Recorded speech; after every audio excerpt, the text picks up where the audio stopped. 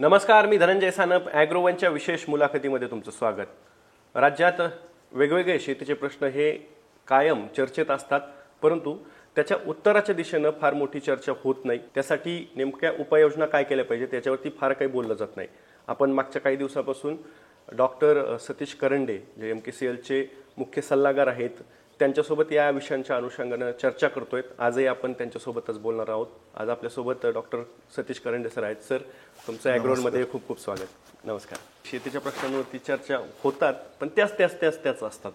आता मागच्या काही काळात बघितलं तर राज्याचे कृषी मंत्री माणिकराव कोकाटे हे त्यांच्या आधीच्या वादग्रस्त विधान आणि नंतर मग ते विधिमंडळात त्यांचा रम्य खेळतानाचा व्हिडिओ आणि त्याच्यामुळे मग त्यांची ती खांदाबदल करण्यात आली, ते गेले आणि त्याच्या जागेवर आता राज्याचे नवीन कृषी मंत्री हे दत्तात्रय भरणे झालेत. या सगळ्या जर का आपण सिच्युएशन्स बघितल्या तर त्याच्यावरती शेतकरी म्हणून काहीतरी एक रिॲक्शन आलेली असणार आहे ग्राउंड पातळीवरती.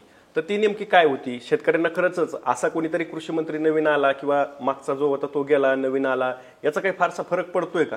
माजी कृषी मंत्र्यांनी जे वक्तव्य केली, वादग्रस्त वक्तव्य आणि त्यांची एक कृती जी आहे त्याचा तीव्र निषेध व्यक्त झाला नाही असं माझं निरीक्षण आहे. शेतकऱ्यांच्या पातळीवर त्याचा तीव्र निषेध नाही झाला. तो का झाला नाही या तपशिलामध्ये आपल्याला ह्या संपूर्ण शेती क्षेत्राची अवस्था आहे त्याचं उत्तर सापडतं. तो निषेध का झाला नाही. आता निषेध न करणाऱ्या शेतकऱ्यांचं आपण वर्गीकरण करू शकतो. म्हणजे ज्या शेतकऱ्यांनी निषेध केला नाही त्याच्यात परत दोन वर्ग करता येतात. पहिला जो वर्ग आहे तो अतिशय बेदखल म्हणता येईल किंवा जो थोडा शेतीच्या ज्या अरिष्ट आहे त्या अरिष्टांमुळे तो पिचलेला वर्ग आहे. त्यांची मागच्या 10-15 वर्षामध्ये त्यांची मानसिकता अशी झाल्याची दिसती की कोण जरी आलं तरी आपला संघर्ष काही कमी होणार नाही आणि आपल्याला असंच हालाकीच्या याच्यातून वाटचाल करायची आहे आणि हालाकीची परिस्थिती दिवसेंदिवस वाढत आहे.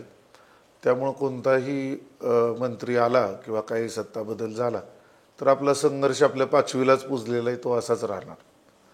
दुसरा जो वर्ग आहे की ज्यांनी निषेध केला नाही तो वर्ग जो आहे तो शेतकऱ्यातला थोडा सधन म्हणता येईल किंवा ज्याला पूर्वी धोरणं तयार झाली आणि त्या धोरणाची फळं त्याला आता मिळत आहेत असा वर्ग. म्हणजे आपण एक समजण्यासाठी सोपं म्हणून फळ बागायतदार जो वर्ग आहे, फळ बागायतदार की जो 20-25 वर्षापासून फळांची शेती करतोय, त्या शेतकऱ्यांनी त्यांच्या कष्टावर फळबागा जोपासल्या आणि त्यांच्या शेतीची प्रगती साधली, त्या वर्गाने सुद्धा फारसा याचा निषेध केला नाही.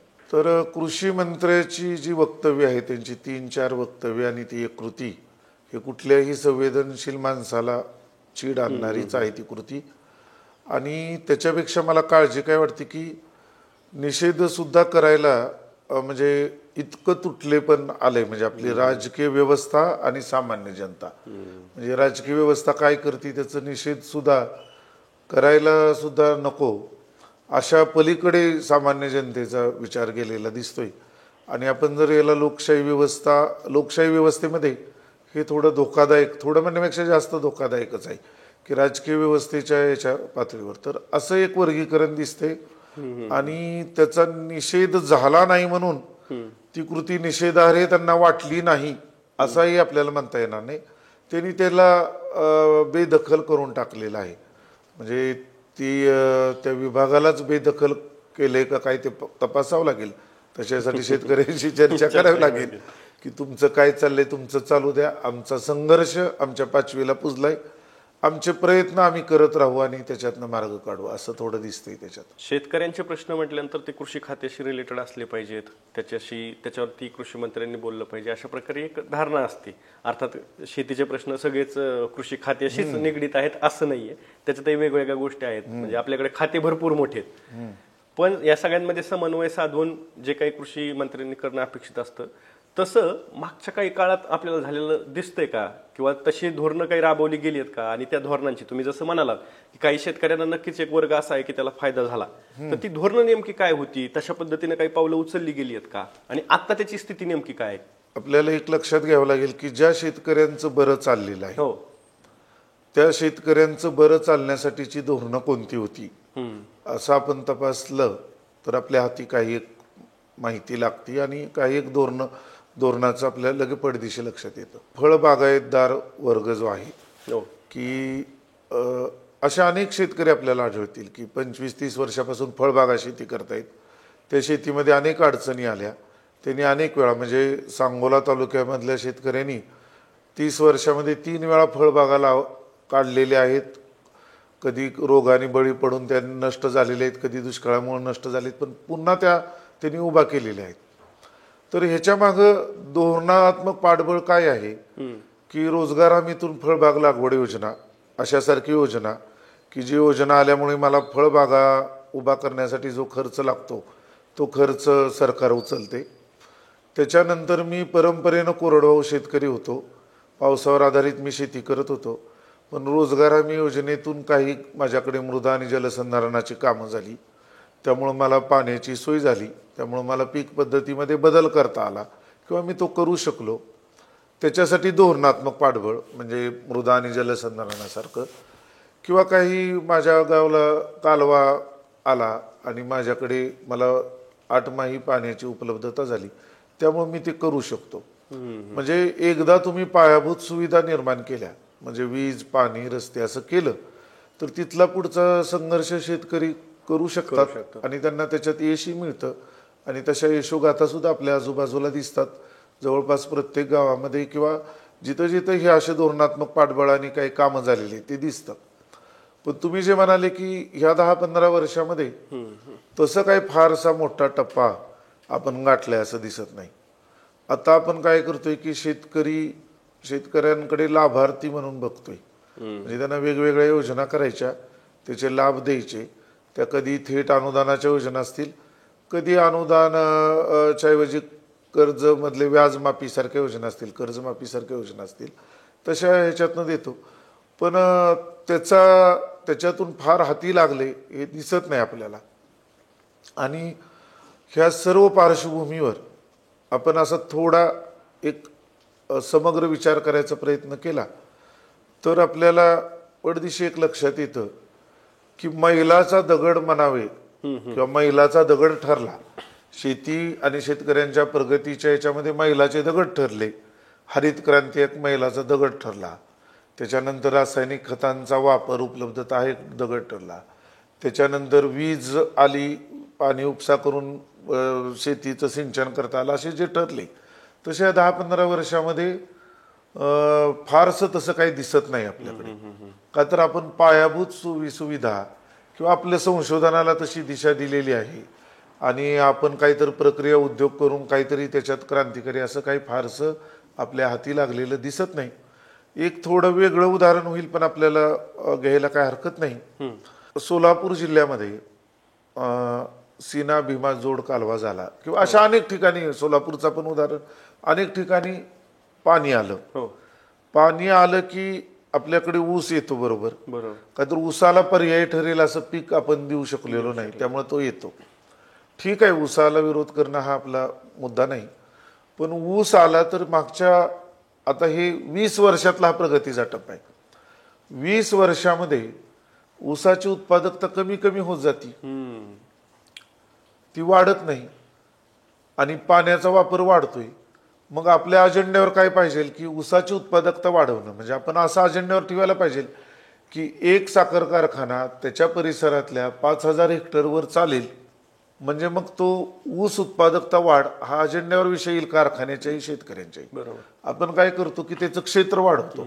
5,000च्या तो जर सुरुवातीला 5,000 हेक्टरचं ऊस तोडून चालत असेल तर आता तेवढा कारखाना चालवण्यासाठी त्यांना 7-8 हजार हेक्टरचा ऊस घालावा लागतो. बरोबर. तेवढा पाणी, तेवढं शेतकऱ्यांचा खर्च, अशा पद्धतीनं आपल्याला काही असं दिसत नाही. म्हणजे तो टप्पा आला ना, पाणी पोचलं, ऊस आला, त्याला पर्याय द्यायला पाहिजे तो आपण दिला नाही. पण त्याच्या पुढचा टप्पा की ऊसाची उत्पादकता वाढ, असं बऱ्याच पिकांच्या बाबतीत आपल्याला दिसतं.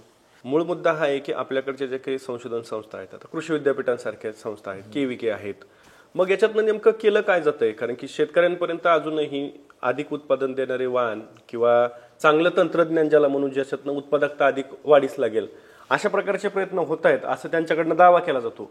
पण वस्तुस्थिती ग्राउंड पातळीवरती नेमकी काय आहे? शेतकऱ्यांना ते तंत्रज्ञान तसं उपलब्ध होतंय का सहजासहजी? कृषी विद्यापीठ असतील, अनेक संशोधन संस्था, राष्ट्रीय वेगवेगळ्या पिकांच्या संशोधन संस्था, महाराष्ट्रात सुद्धा ते 3-4 राष्ट्रीय पातळीवरचे संशोधन आहेत.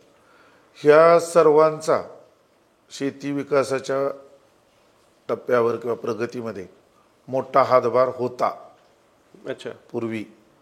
आता तो तितकासा राहिला नाही किंवा काही काही बाबतीमध्ये तो अजिबातच नाही असं आपल्याला म्हणता येईल. आता अजिबातच नाही याचा एक उदाहरण आपण देऊया की समजा एक वांगी उत्पादक शेतकरी आहे किंवा भेंडी उत्पादक शेतकरी आहे किंवा भाजीपाल्यातलं कुठलंही उदाहरण घ्या आणि त्याची त्यानं उत्पादकता वाढलेली आहे. पूर्वी त्याचं जे उत्पादन होतं त्याच्या कितीतरी पटीत आता त्याचं उत्पादन आहे. आणि मग उत्पादन वाढीसाठी तो त्याला विचारले कशामुळे तुम्हाला हे शक्य झालं, तर तो जो सांगेल ना त्याच्यामध्ये कुठल्याही संशोधन संस्थेचं नाव येत नाही. कुठल्याही संशोधनचं. तो काय म्हणेल की मला बियाणं आता चांगलं मिळालं. ते बियाणं कुठून मिळालं? हा, बियाणं कुठून, तर तो कुठल्या तरी एखाद्या कंपनीचं नाव सांगेल. माझं फुलांचे प्रमाण वाढले किंवा माझा हंगाम म्हणजे कंटिन्युअस फ्लावरिंग येते, तर त्याचं वेगवेगळं सांगेल.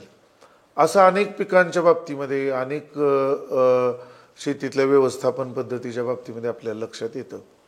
ह्याचा अर्थ असा अजिबात नाही की विद्यापीठ काहीच काम करत नाही, असं नाही आपल्याला म्हणता येणार. पण विद्यापीठाचं संशोधन आणि शेतकऱ्यांचे प्रश्न, शेतकऱ्यांची मागणी ह्याच्यामध्ये कुठंतरी मोठा गॅप आहे हे आपल्याला जाणवतं. म्हणजे आपण अगदी विद्यापीठावर टीका करायचं नाही, पण विद्यापीठाने हे तपासावं की त्यांनी 100 वांगी उत्पादक शेतकरी जमा करावे आणि विचारावं की तुम्ही कुठली व्हरायटी लावता, तर त्याच्यामध्ये विद्यापीठाच्या व्हरायटीचं नाव येईल का नाही. मला तरी स्वतः मोठी शंका आहे. म्हणजे 100 पैकी एक जणाचं तरी नाव येईल का, टोमॅटोचं घ्या किंवा अशा ह्याच्यामध्ये. किंवा सोयाबीनचं सुद्धा आपण तशा पद्धतीने घेऊ शकतो की बाबा काय, म्हणजे सोयाबीनचं जो वाण आहे तो विद्यापीठाचाच वापरतात, तो भाग ठीक आहे. पण जे तंत्रज्ञान म्हणून आहे हवामान बदलामध्ये जे आहे त्याच्यामध्ये सुद्धा आपल्याला ते फारसं दिसत नाही. दुसरा तुम्ही एक उल्लेख केला कृषी विज्ञान केंद्र. कृषी विज्ञान केंद्राचं मुख्य रोल आहे की तंत्रज्ञान, म्हणजे विद्यापीठाने तंत्रज्ञान विकसित करणं आणि ते तंत्रज्ञान शेतकऱ्यांपर्यंत पोहोचवणं, हे कृषी विज्ञान केंद्र त्याचा विस्तार कार्याचा तो भाग आहे आणि किंवा तोच विस्तार कार्य. परंतु ते कृषी विज्ञान केंद्राकडे शेतकरी स्वतःहून किती जातात आणि ते कसं पद्धतीनं तंत्रज्ञान हे होतं, आपल्या प्रेक्षकांपैकी आपले अनेक हजारो लाखो प्रेक्षक शेतकरी आहेत, तर त्याच्यापैकी किती जण जात असतील आणि त्यांना किती होत असेल हे एक संशोधनाचाच विषय आहे. माझं एक वैयक्तिक मत असं आहे की ती संख्या सुद्धा फार कमी आहे आणि कृषी विज्ञान केंद्र आणि ते विस्तार कार्य, म्हणजे त्याचाही आपण एक पुरावा शोधू, त्याचाही पुरावा आपण हे करू की सिंचन आलं, मला बागायती शेती करणं शक्य झालं आणि मग मी पिकामध्ये बदल केला, पीक पद्धतीमध्ये बदल करतोय, मी काही फळबागा घेतोय, मी भाजीपाला घेतोय, भाजीपाल्यामध्ये परत मी वेगवेगळ्या प्रकारचा घेतोय, वेगवेगळ्या हंगामात घेतोय, वेगवेगळ्या हंगामात असा सगळं मी बदल करतोय. हे बदल करण्याचा रेटा मला कोण करते, म्हणजे मला तर कुठलं विद्यापीठाचे अधिकारी किंवा कृषी विज्ञान केंद्राचे अधिकारी सांगतायत म्हणून मी बदल करतोय का, मी माझ्या प्रश्नांवर माझाच मार्ग शोधायचा म्हणून मी बदल करतोय. असं जर आपण शेतकऱ्यांशी चर्चा केली तर शेतकऱ्यांचा संघर्ष तो शेतकरी करतोय आणि त्याच्यातनं त्याला सुचेल तसा, त्याला पेलेल तसा, त्याला झेपेल त्या पद्धतीनं तो बिचारा त्या पद्धतीनं तो बदल करतोय. त्याच्यापर्यंत कोणीही आलेलं नाही की तुम्ही आता हे करून बघा ते करून बघा, तो प्रयोग करतोय. काही जणांचे प्रयोग यशस्वी होत आहेत, काही जणांचे प्रयोग हे ट्रायल आणि एरर अशा पद्धतीनं ते करत राहत आहेत, धडपडत आहेत, त्या पद्धतीनं ते पुढे पुढे जात आहेत. पण त्याच्यामध्ये पुढाकार काय हा आपल्या शासकीय संस्थांचा आहे असं अजिबात दिसत नाही. कृषी विद्यापीठ असतील किंवा KVK असतील यांचं जे काही काम आहे ते व्यवस्थित होत नाही, संशोधन ते किंवा तंत्रज्ञान ते शेतकऱ्यांपर्यंत पोहोचत नाही. आता हा ज्यावेळेस गॅप राहतो त्यावेळेस खाजगी बाजारपेठेतले काही घटक आहेत जे मार्केट सातत्यानं काबीज करण्यासाठी तयारच आहेत, तत्परच आहेत. तर अशा पद्धतीनं मग आता ती एक लॉबी पुढे आलेली आहे आणि त्यांच्याकडनं शेतकऱ्यांना चला तुम्हाला अमुक अमुक तंत्रज्ञान हवंय का किंवा अमुक अमुक संशोधनाच्या अंतर्गत हे नवीन विकसित केलेलं वाण आहे का, मग ते आम्ही तुम्हाला पुरवू. अशा प्रकारची एक साखळी तयार झालेली आहे का? हो, नक्की. मग याच्यामध्ये शेतकऱ्यांची फसवणूक होण्याची शक्यता पण अधिक असणार ना, कारण की त्याला उत्तरदायित्व फसवणूक होती हा एक भाग आहे. आणि दुसरा आपल्या यंत्रणेवरचा विश्वास उठल्यामुळं किंवा यंत्रणेपर्यंत माझा आवाज पोहोचू शकत नाही किंवा यंत्रणा आणि माझ्यामध्ये गॅप आहे आणि अशा काही कारण, त्याला बरीच कारण आहे, म्हणजे सर्व कारण त्याला आहेत. त्यामुळे एक वर्ग तयार झालाय ग्रामीण भागामध्ये की त्याला शेतकरी म्हणतात पा, डाळिंब उत्पादक असू द्या, द्राक्ष उत्पादक असू द्या, की जे नवीन शेतकरी आहेत तरुण आताचे, त्यांनी सगळ्यांनी एक मास्तर त्याच्यासाठी नेमलेला आहे. संकल्पना काय? तो मास्तर जो आहे तो काय करतो की तो त्यांना सगळं शेड्यूल देतो विक्रमी उत्पादनाचं किंवा ऐन वेळेला काय रोग वगैरे असं होतं त्याचं एक शेड्यूल ते दिलं जातं. म्हणजे अगदी बेसल डोस पासून ते तुमच्या काढणीपर्यंत सगळं असतं. त्याची फी असती, म्हणजे त्याची फी आहे. मला वाटलं नाही. त्या दुसऱ्या बाजूला बघा की कृषी विज्ञान केंद्र किंवा विद्यापीठ यांचे कृषी विस्ताराचे कार्यक्रम गावोगावी होतात. त्यांना कार्यक्रम आयोजित करताना शास्त्रज्ञ कुठला बोलवायचा हा प्रश्न नसतो, काय बोलायचा हा प्रश्न नसतो, शेतकरी किती उपस्थित राहतील हा प्रश्न त्यांना. आणि दुसऱ्या बाजूला एकरी 20,000 मी पाहिलेले, एकरी 20,000 देऊन डाळिंबाचं एका बहाराचं मार्गदर्शन घेणारे शेतकरी पण मी पाहिलेले. मग हे कशासाठी असेल, हे का असेल, याच्यामध्ये आपल्याला आपल्या यंत्रणेचं अपयश दिसते. शेतकऱ्यांनाही काय हवं आहे त्याचाही आपल्याला त्याची मागणी पत्र दिसते त्याच्यातून. हे दोन्ही गोष्टी त्याच्यात एकाच याच्यातनं स्पष्ट होत आहेत की त्याला पैसे देऊन ते सगळं शेड्यूल बनवलं जातं आणि मग तो सगळं सांगतो त्यांना काय फॉर्म्युलेशन आहे. मी असे अनेक शेतकऱ्यांशी चर्चा करताना मी एका तरुण शेतकऱ्याला म्हणालो की तुम्ही आता तू 3 वर्षापासून मास्तरचं मार्गदर्शन घेतोय, त्यांचा शब्द आहे मास्तर, आपण त्याला थोडं तंत्रज्ञ म्हणूया, म्हणजे मास्तर शब्द थोडा वेगळा प्रेक्षकांना कदाचित वेगळा वाटू शकतो, की तो जो तुम्हाला तंत्रज्ञ सांगतोय ते शेड्यूल 3 वर्षापासून तू फॉलो करतोय. मग तू हे लिहून ठेव ना, आता पुढच्या वर्षी 4थ्या वर्षी कशाला तू हे करतो, 4थ्या वर्षी परत त्यांच्याकडे कशाला फी द्यायची, तुला तर सगळं माहितच झालंय. बेसल डोस मध्ये काय द्यायचं, छाटणी कधी करायची, पाणी कधी सोडायचं, छाटणीनंतर काय फवारायचं, कुठले पिजार फवारायचे, हे सगळं तुला माहित. त्यानं जे सांगितलं ना ते तो काय म्हणला की तसं नाही, दरवर्षी वातावरणामध्ये बदल होतो. कधी कळी निघते, कधी फुलकळी निघायला त्रास होतो, कधी कळी निघाली तर सेटिंग होत नाही, सेटिंग झालं तर मालाची फुगवण होत नाही, असं अनेक होतं. तर त्या पद्धतीनं तो टेलर मेड, म्हणजे वातावरणात असा बदल झालाय तर हे आता करायच्या ऐवजी तसा त्याचा ऍक्सेस आहे, त्या तंत्रज्ञानाचा, त्या मास्तराचा तसा ऍक्सेस आहे. त्यामुळे तो शेतकऱ्यांना त्यांना तो जास्त महत्वाचा वाटतोय. त्याच्या बांधना शेजारचं विद्यापीठ जास्त महत्वाचं वाटत नाही, तो तसा ऍक्सेस आहे त्याला की तो तशा पद्धतीनं बदल करतो. आता तुम्ही फसवणूक जर म्हणाल तर त्याच्यामध्ये माझं स्वतःचं एक निरीक्षण असं आहे की प्लांट ग्रोथ रेग्युलेटर किंवा संजीवकाचा जो वापर आहे, संजीवकाचा, त्याच्यामध्ये मला वाटते की ते तपासावंही लागेल, पण त्याच्यामध्ये त्याचा वापर खूप वाढतो आणि खूप वापर करावा लागणं म्हणजे एका अर्थाने ती फसवणूक सुद्धा आहे. त्या औषधांचा खूप वापर करावा लागणं फसवणूक सुद्धा आहे. किंवा आपण शेतकऱ्यांशी जर बोललो की 5 वर्षापासून फळ उत्पादक शेतकरी, तर आपल्याला एक असं आढळेल पहा की एकाच कारणासाठी त्यानं 5 वर्षात वेगवेगळी औषधं वापरलेली आहेत. एकच कारण, म्हणजे एकच कारण की माझ्या पिकांची वाढ जोमदार व्हावी, तर त्याची वेगवेगळी औषध आहे. तिथं कुठंतरी याच्यामध्ये वेस्टेड इंटरेस्ट काम करत असतील हे नक्की आपल्याला म्हणता येईल.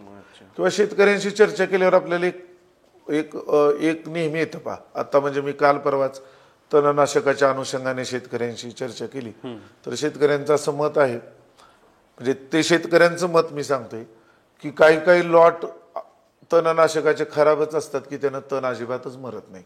अच्छा. आता त्यांचा तो शब्द आहे, काहीच तण मरत नाही. मग तुम्ही काय करता, तर मग आम्ही कॉन्सन्ट्रेशन वाढवतो, म्हणजे 5 मिलीच्या ऐवजी 10 मिली 15 मिली असं करतो, किंवा मग त्याच्यामध्ये युरिया टाका, असं अशा पद्धतीने करतो. मग आता आपल्याकडे शेतकऱ्यांचा विचार करण्यासाठी किंवा शेतकऱ्यांसाठी कार्यरत करण्यासाठी केवढ्या मोठ्या यंत्रणा आहेत, तर मग ही शेतकऱ्यांची ही तक्रारीची दखल कोण घेते हा प्रश्नही मोठा. बरोबर. की हे आम्हाला फवारलं तर परिणाम होत नाही. आळीपूर्वी एका फवारणीमध्ये आळी मरायची, मकेवरची माझ्या लष्करी आळी, आता 2-3 फवारण्या केल्या तर होत नाही. मग त्या औषधामध्ये आहे का वातावरणातल्या बदल्यामुळे आळीमध्ये काही त्याचं उत्पादन प्रतिकारशक्ती कोण तपासणार? मग हे माझा प्रश्न मिटवण्यासाठी मला तो तंत्रज्ञ आपण का, तर त्यातलं मला मी भांडवली गुंतवणूक मोठी करणार आहे. बरोबर. मला विद्यापीठाकडं मला माझ्या प्रश्नाचं उत्तर मिळेल असा विश्वास नाही.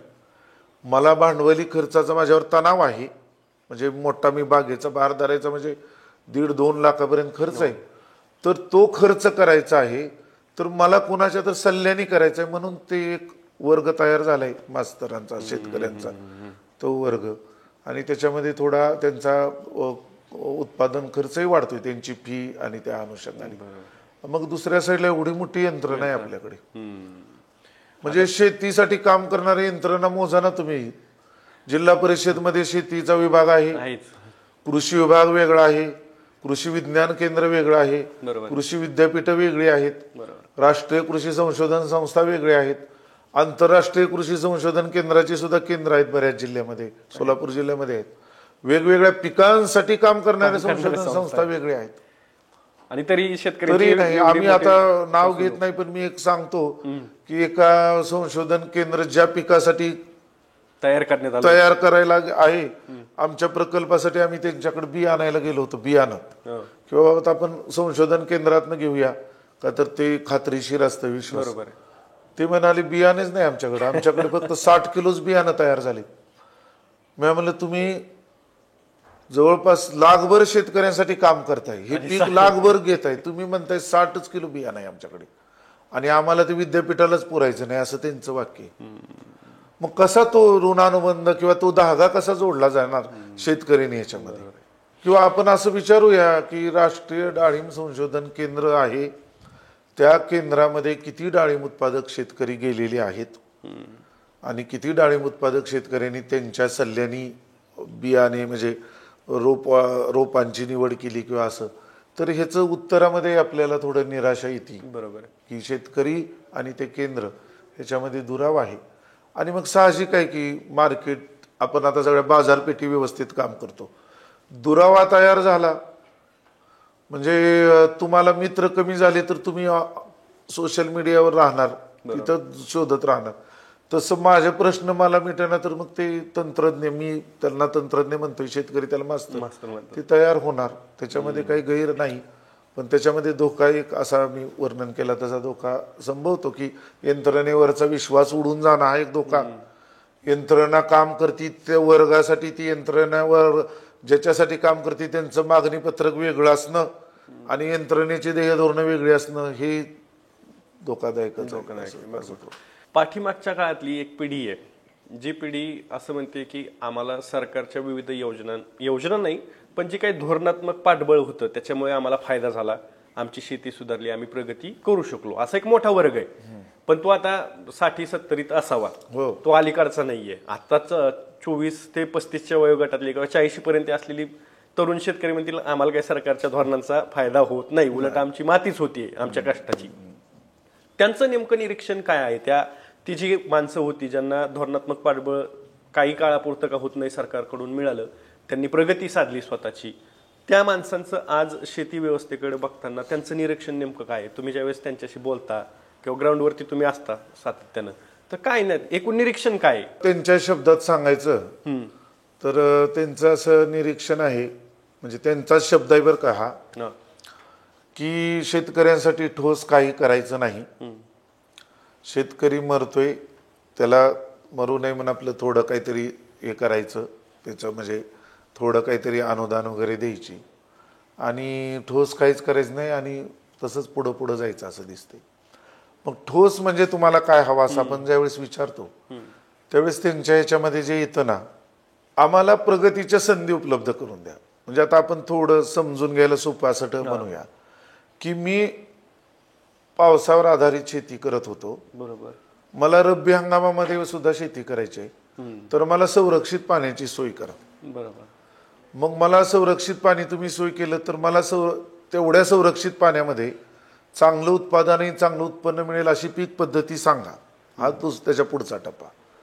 चांगली पीक पद्धतीसाठीचं तंत्रज्ञान विकसित करा. बरोबर. आणि मग मी माझा संघर्ष करत त्या पद्धतीनं जाईल. म्हणजे आता मी तुम्हाला एक साधं उदाहरण सांगू की आपण एक तीन वर्षापूर्वी टोमॅटोचे दर फार कोसळले होते. टोमॅटोचे दर. आणि मग आम्ही एक आमच्या प्रकल्पानिमित्त फिरताना आवर्जून टोमॅटो उत्पादक शेतकऱ्यांना भेटायचा असा एक उपक्रमच केला.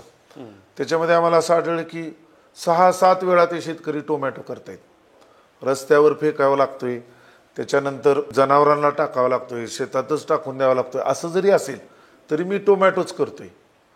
आता आपल्याला कधी कधी वाटतं ती अगतिकतेनं त्याला बिचारायला अगतिकतेनं तो करतोय. अगतिकता नाही, त्याच्यामध्ये त्याचं एक व्यावसायिक सूत्र दडलेलं आहे. त्याला जे काय वाटतंय ना, तो काय म्हणला, सर पहिल्या वर्षी मी जे टोमॅटो करत होतो त्यावेळेस माझी उत्पादकता जी होती, मला जे तंत्रज्ञान होतं आणि त्या तंत्रज्ञानामुळे माझी जी उत्पादकता होती त्याच्यापेक्षा आता माझी उत्पादकता 2 पटीनं 1.5 पटीनं वाढली. बरोबर. त्यामुळे त्यावेळेस मला 10 रुपये भाव मिळाला तर जेवढा नफा होत होता तेवढा मला आता 6-7 रुपये मिळाला तरी तेवढा नफा होईल. खर्चही वाढलाय दुसऱ्या बाजूला, पण ते होईल. त्यामुळं मला तंत्रज्ञानाचा एक हातभार आहे. त्यामुळे मला टोमॅटो करायला मला प्रोत्साहन मिळते. आणि दुसऱ्या साईडला मला विक्रमी उत्पादन असल्यामुळं विक्रमी उत्पन्नाची शक्यता सुद्धा वाढती माझी, की कधीतरी माझं 15-20 रुपये किलो गेलं. म्हणजे आता सध्या टोमॅटोचे खूप चांगले भाव आहेत. त्याच्यातल्या 3-4 शेतकऱ्यांचा मला स्वतःहून फोन आले की सर या वर्षी आमचे चांगले पैसे होत आहेत, चांगलं 30-35 रुपये. तर त्या शेतकऱ्याला आता पहा, याच्यामध्ये त्याला काय मिळालं, त्याला संरक्षित पाणी मिळालं, त्याला तार काट्यावर येणारी टोमॅटो विक्रमी उत्पादन देणारी फळ ते तंत्रज्ञान त्याला मिळालं, तशा व्हरायटी त्याला उपलब्ध झाल्या. विक्रम उत्पादनासाठीचं बाकीचे जे काही तंत्रज्ञान असेल ते त्याला मिळालं. त्याच्या बळावर तो त्याचा संघर्ष करतोय. दुसऱ्या साईडला जे आपले कृषी मंत्र्यांनी रम्मी खेळायचे बघितलं तर माझेच एक नातेवाईक म्हणले की, मी म्हणलं तुम्हाला काय वाटतं का? काय नाही म्हणले, आम्ही पारावर पत्ते खेळतच असतो म्हणले. त्यामुळे आम्हाला काही वाटलं, म्हणजे ते उपरोधानी म्हणत होते काय ते तिथं खेळतायत, आम्ही खेळतोय, तुम्ही का खेळता असं विचारल्यानंतर त्यांनी जे सांगितलं ना त्या उत्तरामध्ये शेतकऱ्यांना काय हवं याचं सुद्धा उत्तर आहे. काय उत्तर दिलेलं त्यांनी काय दिलं की या वर्षी मे मध्ये पाऊस पडला, बरोबर, आम्ही पेरणी केली उत्साहात, परत पावसाने उघडीप दिली. आम्ही कोरडवाहू शेतकरी आहोत, पावसाने उघडीप दिली ना, आमच्याकडे विहीर ना बोरवेल ना उपसा ना कालवा काही नाही आमच्याकडे. त्यामुळे आता आमचा सगळा रिमोट कंट्रोलच निसर्गाच्या हाती आहे. तर शेतात जाऊन काय त्या सोयाबीनकडून उडदाकडे बघून तर काय करायचं, त्याच्यापेक्षा त्या पारावर पत्ते खेळत बसलेलं बरं. ही त्याची वेदना आहे. त्याचं ती पत्ते खेळणं हे त्याच्या वेदनेतून आलेलं आहे, हे आपण लक्षात घ्यायला पाहिजे. की मला करण्यासारखं काहीच नाही, माझ्याकडे सिंचनच नाही तर मी करणार काय. म्हणजे मला कमांड, म्हणजे मला तंत्रज्ञान, मला सर्व कळते. मला माझे इतर नातेवाईक टोमॅटो घेत आहेत, त्यांना पैसे मिळत आहेत, मला कळते. इतर नातेवाईक केळीचं उत्पादकता करत आहेत, त्यांना पाण्याची सोय झाली, माझ्याकडे पाणी नाही. त्यामुळे मला ढगाकडे बघायचं, शेती करायची आणि मग तेवढ्या वेळात हे करायचं. त्यामुळे मग मी जे वर्णन केलं ना की अगतिकतेतून वेदनेतून ज्यांनी निषेध केला नाही तो हा वर्ग आहे. काय करणार, करायचं तर काय. म्हणजे पुढं काही दिसतही नाही, नोकऱ्या नाहीत, गावामध्ये पिकत नाही, पाऊस आला, आनंदाच्या भरात पेरणी केली पण परत मध्ये खंड पडला. आता जे काही पीक आलं असेल ते आता सुरू असणाऱ्या अतिवृष्टीनं ते जाण्याची, म्हणजे सगळा कंट्रोल निसर्गाच्या हाती आहे. तर मला फक्त पेरणं, बियाणे निवडणं, पेरणं करणं, बसणं असंच माझ्या. शेवटच्या टप्प्यावर परत सरकारची धोरणं आहेतच. म्हणजे शेतमाल तयार झाला इकडून तिकडून तरी तो आहे, त्याचं परत आहेच. आयात आपण पिकवायचा, आयात निर्यातीची धोरणं आहेत, खरेदी करू म्हणून सांगायचं, निर्णय होतात ते वेळेत होत नाही. हमी भावाने खरेदी होईल असं सांगायचं ते मिळत नाही. ते अजून ते प्रश्न वेगळेच. वेगळेच.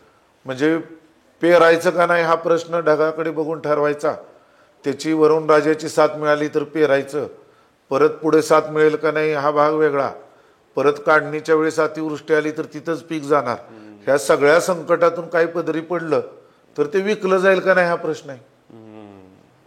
बरोबर. बऱ्याच शेतकऱ्यांच्या मागच्या वर्षीच्या तुरी अजून आहेत, त्यांनी वाढतील भाव म्हणून ठेवलाय. कांदा बिचाऱ्या शेतकऱ्यांनी कांदा चाळीमध्ये ठेवलाय. सगळ्यांना वाटत नेहमीच आपला अनुभव असा होता की जून जुलैमध्ये कांद्याला भाव वाढतील. त्यांनी आपलं बराच भांडवली खर्च करून जरी योजना असेल तर ती पोचत नाही सगळ्यांपर्यंत. कांदा साठवला, अद्याप त्याचे भाव वाढले नाहीत. नवीन कांदा यायची वेळ झाली तरी. म्हणजे ह्या सगळ्या संकटातनं आलं तरी त्याला पूर्ण भाव मिळेल का नाही, तर ती एक अगतिकता वेदनाच आपल्याला मानावं लागेल असं. सर, आता तुम्ही हे सगळं सांगतायत तर त्याच्यात कुठेतरी असं प्रेक्षकांना वाटू शकतं की खूपच नकारात्मक झालंय बाबा हे, आणि मग आता हे सगळं इतकंच जर का वाईट असेल तर हे बंद करावं की काय, किंवा मग परत काळाचं चक्र असं काहीतरी फिरवावी कांडी आणि परत मागच्या काळात जावं, किंवा मग सरकारनं त्या पद्धतीची धोरणं राबवावीत, नेमकं काय करायला पाहिजे असा बऱ्याचशा शेतकऱ्यांच्या मनात प्रश्न आला असेल की हे ठीक आहे, हे आहे, पण मग आता याच्यातनं जर का पुढे यायचं असेल, पुढे जायचं असेल आपल्याला, त्या शेतकऱ्यांनाही एखादी टायमाची जी काही रोजीरोटी ती सुखाने खायची असेल तर सरकारच्या पाठबळ त्यांना कसं आवश्यक आहे, आणि त्यासाठी सरकारनं किंवा ज्या काही यंत्रणा आहेत त्यांनी नेमकी काय धोरणात्मक दिशा ठरवली पाहिजे. ह्या सर्व संशोधन संस्था असतील किंवा कृषी विभाग असेल किंवा कृषी शेतकऱ्यांसाठी कार्यरत असणारे विविध मंत्रालय, विविध विभाग, शेतकऱ्यांच्या पातळीवरून विचार केला तर त्याचा तितकासा त्यांच्यावर इम्पॅक्ट नाही. पण तरीही आपल्याला हे बंद करा आणि हे पूर्णच नकारा ती चालू आहे, यांचा काही उपयोगच नाही असं नाही म्हणता येणार. जरी काही आपले केंद्रीय मंत्री मध्यंतरीच म्हणालेत वाटतं की हा पसारा सगळा आवरा आता काय, जरी हे होतच नसेल तर असं ऐकण्यात आहे. आणि त्याच्या अगोदर पण तत्पूर्वी पण एक कृषी मंत्र्यांचं वाक्य होतं की कृषी विद्यापीठ आणि शेतकऱ्यांमध्ये एवढा दुरावा आहे की विद्यापीठ बंद झालं तरी कुठलाही शेतकरी माझ्याकडे येणार नाही की सर आमचं फार नुकसान होतं ते चालू करा. तरीही आपल्याला हे बंद करावं अशी भूमिका नाही घेता येणार, का तर त्या यंत्रणेचा एक टप्प्यावर त्यांनी त्यांचं काम केलेलं आहे. शेती प्रगतीचा त्यांनी टप्पा गाठायला शेतकऱ्यांना मदत दिली. अन्न स्वावलंबन असेल किंवा शेतकऱ्यांच्या राहणीमानामध्ये सुधारणा असेल, ह्या दोन्हीमध्ये विद्यापीठ असेल किंवा या सगळ्या यंत्रणांचा भाग आहे. किंवा कृषी विभागामध्ये जे कृषी सहाय्यकापासून जी संपूर्ण यंत्रणा आहे त्यांनी सुद्धा एक काळ त्यांचा महत्त्वाची भूमिका निभावलेली आहे. म्हणजे सीड रिप्लेसमेंट म्हणून एक मोठी मुवमेंट चालली होती, त्याच्यामध्ये ह्याच लोकांनी काम केलेलं आहे की बाबा बियाणे तुम्ही बदल करा, चांगलं बियाणं हे करा. तर अशा अनेक मुवमेंट ज्या झाल्या शेतीमध्ये, हरित क्रांती किंवा असं जे झालं त्याच्यामध्ये यंत्रणा ह्या बंद कराव्या असं माझं स्वतःचं मत नाही किंवा तसं असू पण नाही. मात्र आपण ज्या घटकासाठी काम करतोय त्या घटकांना आपल्यापासून तुटेलेपणा का वाटतोय हे त्यांनी पहिल्यांदा जाणून घ्यावं. त्या घटकाची मागणी काय, म्हणजे तो घटक म्हणजे शेतकरी आणि ग्रामीण समाज जीवन, त्या समाजाची त्या घटकाची मागणी काय आहे ते जाणून घ्यावी. त्याच्यामध्ये तुम्हाला असं आढळेल, म्हणजे मीही शेतकरी कुटुंबातलं आहे त्यामुळं माझं त्या वर्गाविषयी मला सहवेदना आहे, संवेदना आहे किंवा मी त्याच्यात असंही आढळेल की काही शेतकऱ्यांना लाभार्थी होण्यामध्ये आवड आहे, अनुदान घेण्यामध्ये आवड आहे असंही आढळेल. परंतु मोठा वर्ग असा आहे की ज्याची संघर्ष करायची तयारी आहे, ज्याला कष्ट करायचे आहे, त्याच्या कष्टाला दिशा देणारं, त्याच्या संघर्ष यशस्वी होण्याची शक्यता वाढणारं तंत्रज्ञान विकसित करणं, ते तंत्रज्ञान त्याच्यापर्यंत पोचवणं, ते तंत्रज्ञान त्याला सोयीचं व्हावं, त्याला ते स्वीकारणं, व्यवहारी ठरावं, याच्यासाठी सरकारने रोजगार हमीतून फळबाग लागवडीसारख्या योजनांचं त्याला तशा योजना आखून त्याचं सहाय्य करणं, त्याच्यातून हा विषय आपल्याला पुढे नेता येऊ शकतो. त्याच्यासाठी आपल्याला काय करावं लागेल की शेतकऱ्यांशी संवाद वाढवावा लागेल. मगाच्या उत्तरामध्ये मी जे म्हणालो ना की शेतकरी पैसे देऊन जर त्या मास्तरांचं ऐकत असतील आणि आपण एवढं 20 वर्षाच्या संशोधनानंतर निघालेले जे काही रिकमेंडेशन शिफारशी आहेत ते सांगायला आपण शेतकऱ्यापर्यंत जात असू तर आपल्याला जर प्रश्न पडत असेल की किती शेतकरी जमत असतील तर आपल्याला कुठेतरी नोंद घ्यावी लागेल की आपला संवाद थोडा कमी पडतोय का. आणि एवढं तंत्रज्ञान पुढे गेले की आपण तो संवाद वाढवू शकतो आणि त्या पद्धतीनं पुढं जाऊ शकतो. की महात्मा फुले कृषी विद्यापीठाने शेतकरी शास्त्रज्ञ मंच नावाचा एक उपक्रम केला होता. तोच उपक्रम मोठ्या प्रमाणावर मोठ्या अशा पद्धतीनं केलं तर याच्यामध्ये नक्की बदल होईल. समग्र विचार करावा लागेल आपल्याला. म्हणजे सगळ्यांनी तुकड्या म्हणजे रोजगार हमीमध्ये वेगळा, फळबाग लागवड फलोत्पादन एक मंत्रालय आहे आपल्याकडे, कृषी एक वेगळं मंत्रालय आहे, जलसंधारण एक वेगळं मंत्रालय आहे, जलसंपदा आणखीन वेगळं, असं सगळं याच्यामध्ये. आणि हे सगळेजण मोठं काम आहे शेतकऱ्यांसाठी आणि ग्रामीण भागासाठी. तर आपल्याला ह्याच्यामधून ह्या सगळ्यांनी की माझ्या लाभार्थी म्हणजे वेगळ्या अर्थाने की मी ज्या घटकासाठी काम करतोय त्या घटकाची आत्ताची मागणी काय आहे ह्याचा कुठं तर अंदाज घ्यायला पाहिजे, ते कुठं तर चर्चा करायला पाहिजे. आणि अशा सगळ्या मागण्या एकत्र आल्या ना त्याच्यामध्ये नक्की शेतकऱ्यांची मागणी असणार आहे, मोठ्या प्रमाणावर शेतकऱ्यांची, की आम्हाला नुसतं लाभार्थी बनवा ही आमची अजिबात मागणी नाही. आमची मागणी अशी आहे की आम्हाला स्थिर आणि सातत्यपूर्ण उत्पन्न मिळेल अशी पीक पद्धती सांगा, त्या पीक पद्धती विकसित होण्यासाठीचं संशोधन करा, त्याच्यासाठी तंत्रज्ञान विकसित करा, मग आम्ही ते करू.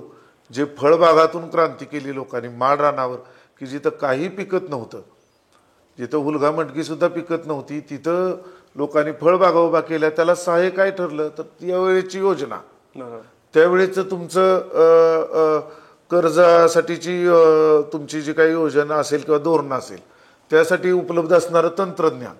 म्हणजे आपण विचार करा, योजना आहे, आपण असा विचार करू की योजना केली डाळिंब लागवडीसाठीची योजना आम्ही तुम्हाला खर्च करू. जर ते वाणच नसेल तसा विकसित झालेला, गणेश त्यावेळेस होता किंवा भगवा, तर शेतकरी कुठला तर वेगळा वाण घे, तर तो धोरण, लागवडीचं धोरण, त्याला हवं असणारं तंत्रज्ञान, त्याला हवं असणारे इतर धोरणाचं पाठबळ, त्याच्यातून तो विकास होत असतो. त्यामुळे मला कधी कधी असं वाटतं की एकात्मिक ग्राम आणि शेती विकास असं एकच मंत्रालय करावं का काय. त्याच्यामध्ये हे सगळं त्या गावचं मागणीपत्र तयार होईल, त्या गावच्या मागणीपत्र तयार झालं तर त्याच्यात त्या गावासाठी एक योजना तयार होतील आणि त्या योजना त्या शेतकऱ्यांच्या मागणीतून पुढे असल्यामुळं त्याला यश मिळण्याची शक्यता वाढेल. बरोबर. तर हे अशा पद्धतीने आपल्याला पुढे जावं लागेल. त्यामुळे बंद न करता आपण संवाद वाढवूया. ज्या घटकासाठी काम करायचं त्या घटकाशी संवाद करू, जगाशी संवाद करू, हवामान बदलाची संकटाची नोंद घेऊ, त्या संकटाचं शेतकऱ्यांची काय निरीक्षण आहे त्याची सुद्धा नोंद घेऊ आणि मग पुढे जाऊ तर नक्कीच त्याचं चांगलं परिणाम काढत आणि ती खरं दुसऱ्या क्रांतीची सुरुवात ठरेल अशी अपेक्षा. तुम्ही वेळ दिलात त्याबद्दल खूप खूप धन्यवाद. शेतकऱ्यांना तुम्हाला या सगळ्या चर्चेबद्दल काय वाटतंय, तुमची जी काही मतं असतील, काही प्रश्नसुद्धा असतील तर ते कमेंट बॉक्समध्ये नक्की कमेंट करून विचारा. आपण त्याच्यावरती सुद्धा सरांसोबत चर्चा करू, कारण की आपल्याला शेती प्रश्नांवरती सगळ्या बाजूनं चर्चा करण्याचाच या मुलाखतींचा, या सिरीजचा उद्देश आहे. तुमच्या कमेंट त्यामुळे नक्की कमेंट बॉक्समध्ये कळवा. धन्यवाद.